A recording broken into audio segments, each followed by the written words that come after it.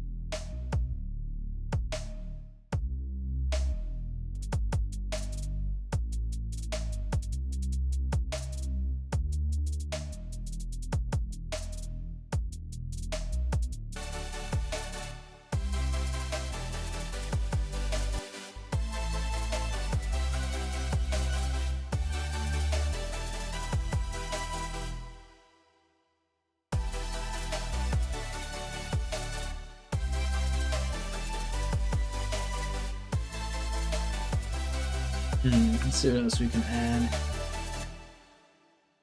Let's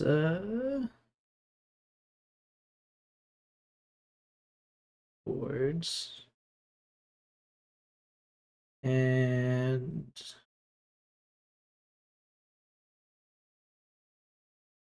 there's some faults, and we'll do this thing.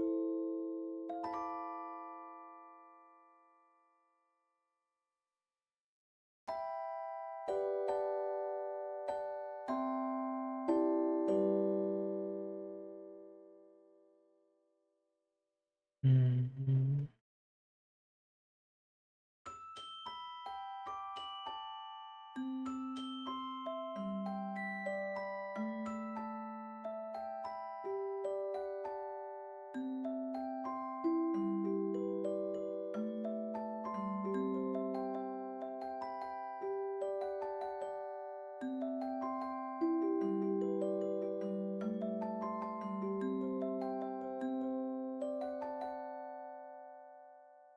Okay, that's pretty sweet, I'm not gonna lie. Um,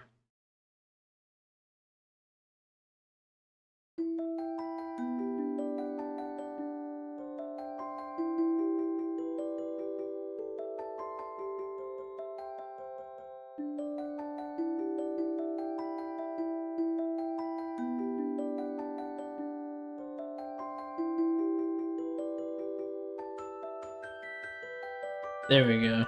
Yeah.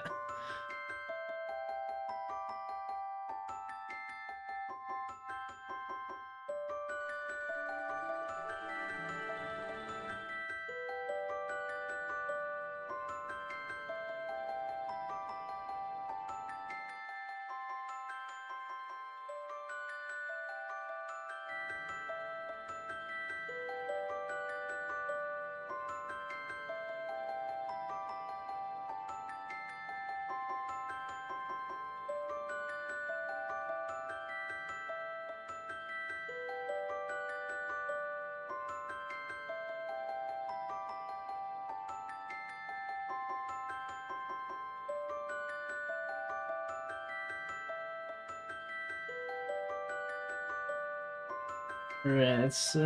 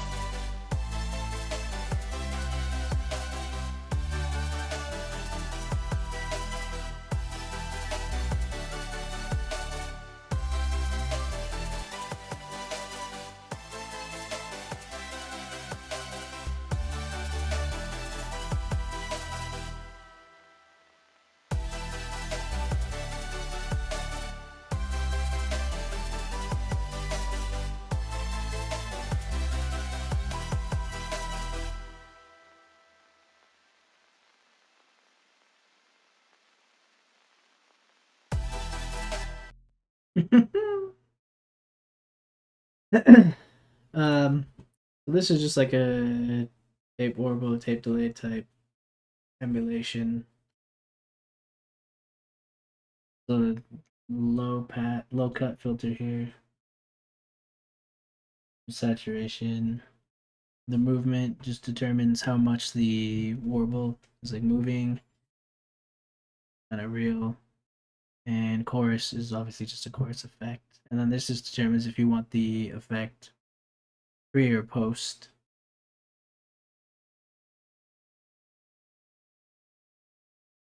So we're at, I guess, 40 kilohertz. Pretty decent. See on the graph.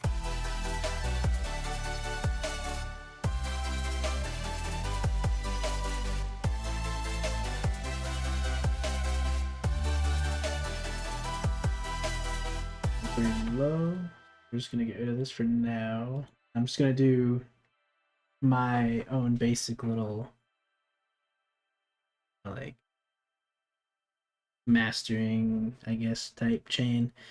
This is just like the way that I find that I like. Obviously everyone's is a little different depending on like what you're doing. Like what you're kind of going for. So I tend to keep a shorter attack and a longer release. And instead of having it on either like root main squared or peak, I tend to have it on fast just because a lot of what I'm doing is very um electronic, and so it's not like I'm working with a live performance that like everything is it's digital, so it's sample based, and all the samples are the same. It's not like there's any difference between a performer playing an instrument hitting a note at a different velocity or whatever volume. Everything's the same programmed. So that's why it's a shorter attack and a longer release. And then second, parametric EQ, and then I can use this later to fine tune. I tend to leave it flat for now, just because I want to see what's happening after I put stuff on it. And then from there, I tend to. So I used to use it Dominion as my transient processor. It's not bad. I like it. But recently I've been trying to use Inspire, which is slightly different, and I guess I'm just trying to learn this one a little bit more, and I kind of like the characteristics it gives.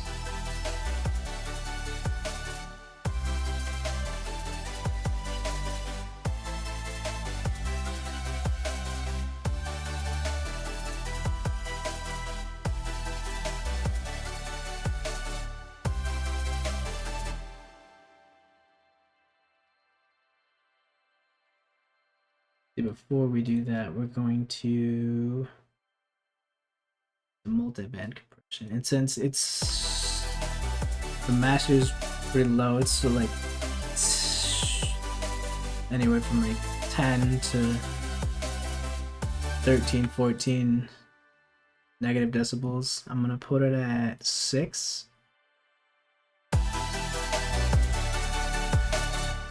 Yeah, and even then it's still kind of quiet.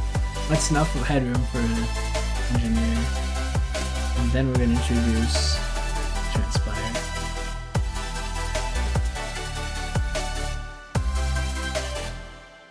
And then after that, we're going to add a limiter. Sorry, I'm kind of tired. I woke up early this morning for work. This is late in the afternoon now, and I've been up since 5 something this morning. And so then we're going to take the outgain down to just under -2 because we still want to leave some headroom. We don't want to overcompress things. And then we're also going to slow down the release again, just like we did with the compressor. Maybe not as aggressive this time. And then now, since we have the outgain at -2 dBs, we can start to push the in-gain a little bit. And what it's going to do is it's going to make it loud, the perceived loudness be louder without actually increasing the volume too much. It's a way to kind of squish the dynamics. My cat is meowing at me. I don't know if you can hear that.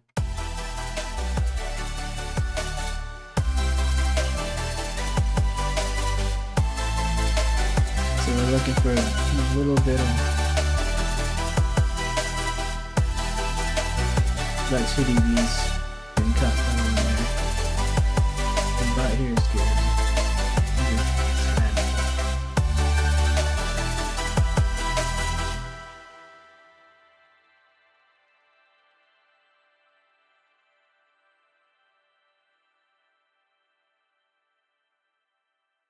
It's kind of a beautiful reverb and delay on the and that's just all from the plugin Vaults. It's a free demo plugin. Can't remember if they're open source. And then I think I am going to leave the cymatics plugin on the master. We were about 40 kilohertz. And then and disabled. Good.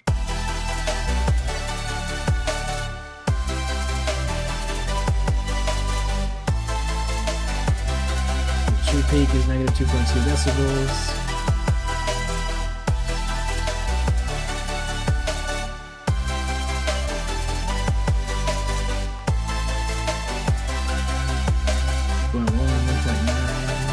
That's the limiter and the compressor doing their things. Also the multi-band compressor. It is kind of a pretty heavily condensed or compressed sound. But in the electronic genre, it's kind of standard for that. You don't hear quite as much dynamic. It depends on like what you're trying to do.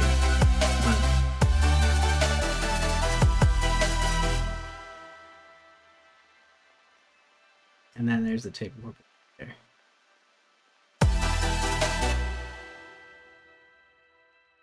Which makes the reverb tail sound good, in my opinion. And then I also like to look at it in span and see.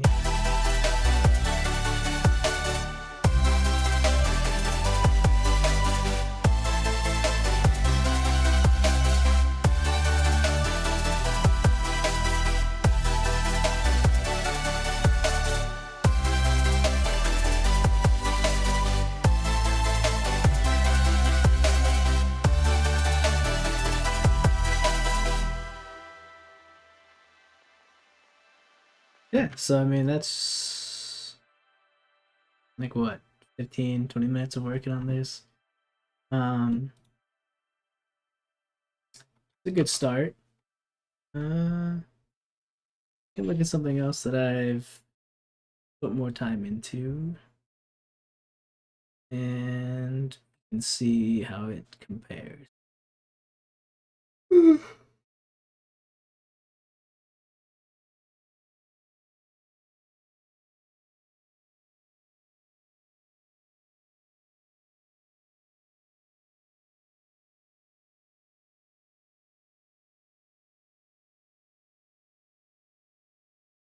About 5 hours 15. Right. And again, if we look at the mastering chain on the master channel, the compressor, the slower attack time, longer release time, still on fast. This is typically where the EQ would go. Then the multi-band compressor, the transpire again, and the attack, and the sustain. And the limiter again. Outgain is set to 0, so threshold is negative.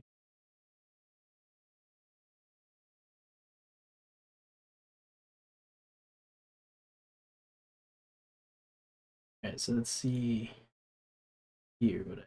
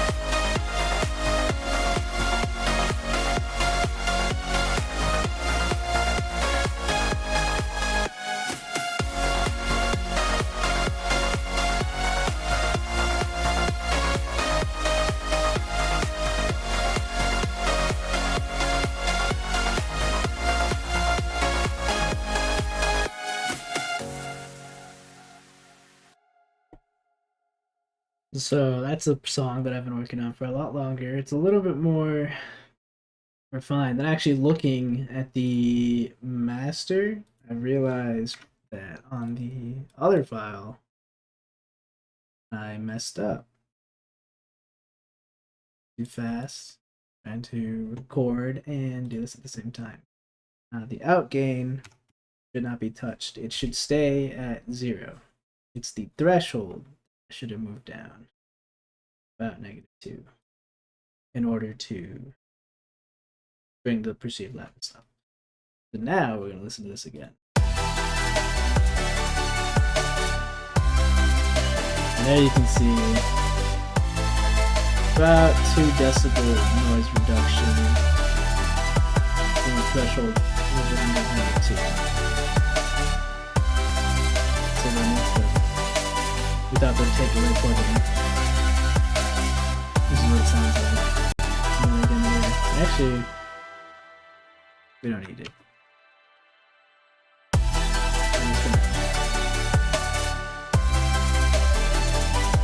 And now, since I have this here, tame that upper eye just a little bit. Just a little bit. And the bottom. And then another thing that I like to do is I will put a EQ at the very end. And I made a preset for it. But basically what it is I start cutting at around 200 hertz and 20 kilohertz, roughly. And what that does is, oh, sorry, not 20, 4,000 hertz, so 4K. This is supposed to kind of emulate is like lower quality speakers. Like if you're playing it off your phone or a laptop, you can kind of hear, because they don't really have the high end and the low end that like speakers or headphones would have.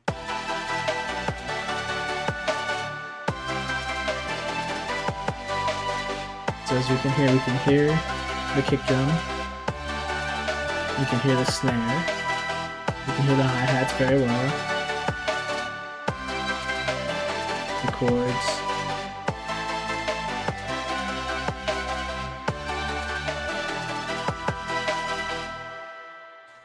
The ARP is pretty loud, and the other lead is kind of quiet. You can hear both. Not terrible. And then compared it without the speaker emulator type thing. Much fuller, richer sound. And then I'm gonna hear it in mono real quick, see how that sounds like.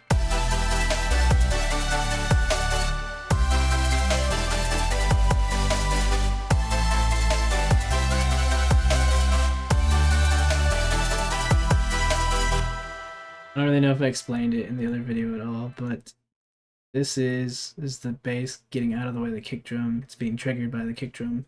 It's just a pretty basic sidechain compression using the Fruity limiter here. So what it does is it allows the instruments in the same frequency range to kind of not fight, make room for each other. So whenever the kick plays, the bass will duck. So if there's no kick playing, it doesn't duck, because it doesn't need to. There's nothing triggering it. And then I did the same thing for the chords. And the lead. And it also gives it a little bit of movement dynamics to the song too.